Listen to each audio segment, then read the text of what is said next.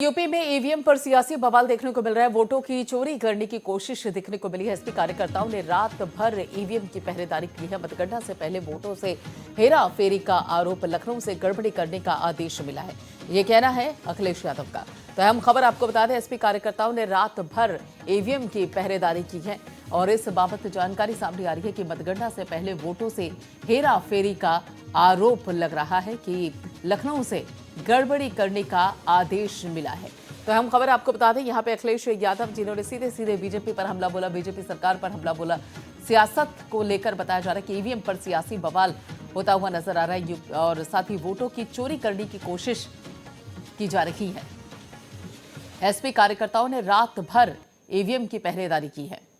UP में EVM पर सियासी बवाल होता हुआ नजर आ रहा है। अखिलेश यादव सपा सुप्रीमो अखिलेश यादव ने कहा है कि लखनऊ से बाकायदा आदेश दिए गए हैं कि गड़बड़ी की जाए और यही कारण है कि एसपी कार्यकर्ताओं ने रात भर ईवीएम की पहरेदारी की है।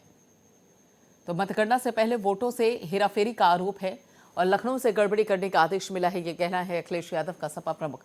आपको बता दें कि 10 तारीख को सुबह से मतगणना शुरू हो जाएगी और इस बाबत मतगणना को लेकर ईवीएम में वोटों की चोरी का आरोप यहां पर अखिलेश यादव ने लगाया है। अखिलेश यादव का कहना यह है कि लखनऊ से बाकायदा आदेश दिया गया है कि कुछ वोटों को लेकर हेरफेर कीजिए और ऐसे में अखिलेश यादव ने कहा कि एसपी जो कार्यकर्ता हैं, एसपी के जो नेता हैं, वो रात भर ईवीएम की देखभाल करते रहे हैं। अभिषेक शर्मा हमारे संवाददाता हमारे साथ जुड़ चुके इस बाबत आगे की जानकारी देने के लिए। अभिषेक, अगर यहाँ पर अखिलेश यादव कह रहे हैं कि देखिए ईवीएम के साथ छेड़छाड़ हो सकती है, तो आधार भी होगा कुछ? देखिए, अखिलेश यादव ने कल प्रेस कॉन्फ्रेंस की और प्रेस कॉन्फ्रेंस इसी मसले पर की गई कि जिस तरह से बनारस में ईवीएम पकड़ी गई ओम प्रकाश राजभर की पार्टी सुभाषपा के कार्यकर्ताओं द्वारा, सपा के कार्यकर्ताओं के द्वारा। इसके बाद अखिलेश यादव ने प्रेस कॉन्फ्रेंस की और अखिलेश यादव ने बाकायदा बताया कि उनके जो अधिकारी हैं, जो अखिलेश यादव के टचअप में है, जो कुछ जिलों के जिला अधिकारी हैं, उन्होंने अखिलेश यादव को फोन करके बताया है कि लखनऊ से मुख्यमंत्री के प्रमुख सचिव का दबाव है कि जहां पर बीजेपी हार रही है, जहां पर बीजेपी की हारने की संभावना ज्यादा है, वहां काउंटिंग को स्लो किया जाए। तो अखिलेश यादव ने तमाम सारे बड़े आरोप लगाए हैं और अखिलेश यादव ने बताया है कि अगर चुनाव आयोग पूछे तो मैं अभी बताने को तैयार हूं कि मुझे किस किस जिला के जिला अधिकारियों ने फोन करके बताया है। देखिए, उत्तर प्रदेश में चुनावी समर अब पूरी तरीके से कल केंद्रित है। 10 मार्च को परिणाम आने हैं, यानी कल वोटिंग होनी है। कल वोटिंग के जो नतीजे हैं वो सामने आने वाले हैं। तो ऐसे में पार्टियों ने कमर कस ली है और इस बार समाजवादी कार्यकर्ता पूरी तरीके से मुस्तैद नजर आ रहे हैं।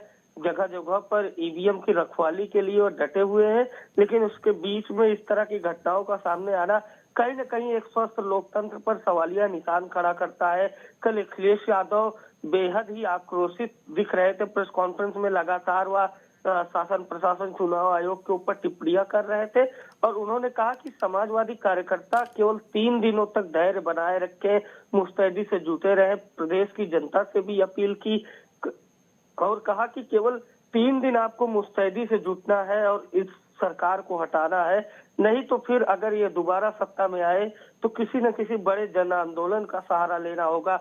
यानी अखिलेश यादव ने कहा और साफ सीधे शब्दों में संदेश दे दिया कि अगर इस बार किसी एन तेन प्रकरण बीजेपी सत्ता में आती है तो पूरी तरीके से लोकतंत्र खत्म हो जाएगा, लोकतंत्र बचाने का चुनाव है। और अखिलेश यादव ने कल जिस तरह से प्रेस कॉन्फ्रेंस की, उसके बाद यूपी का जो सियासी पारा है वह गर्मा गया। ओम प्रकाश राजभर के बेटे अरुण राजभर को गोली मारने की धमकी दी बनारस में एक पुलिस अधिकारी ने फेसबुक लाइव के दौरान ओम प्रकाश राजभर के बेटे यह कहते हुए नजर आए। तो कल पूरा जो घटनाक्रम था वह कहीं न कहीं प्रशासन के ऊपर सवालिया निशान खड़ा कर रहा था। और एक चीज और ध्यान देनी होगी प्रियंका, की यही बनारस के जिला अधिकारी और यही बनारस के एसपी है जिसको हटाने की मांग ओम प्रकाश राजभर और अखिलेश यादव कर और रहे थे। लगातार चुनाव से पहले भी और चुनाव के दौरान भी अखिलेश यादव लगातार ये कहते रहे हैं कि जो अधिकारी यहाँ पर बीजेपी के कार्यकर्ताओं की तरह काम करते हैं उनको उसकी जगह से हटाया जाए और ये बेहद जरूरी है।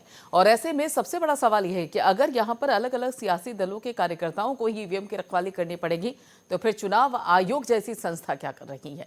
बहुत बहुत शुक्रिया अभिषेक इस सारी अपडेट के लिए।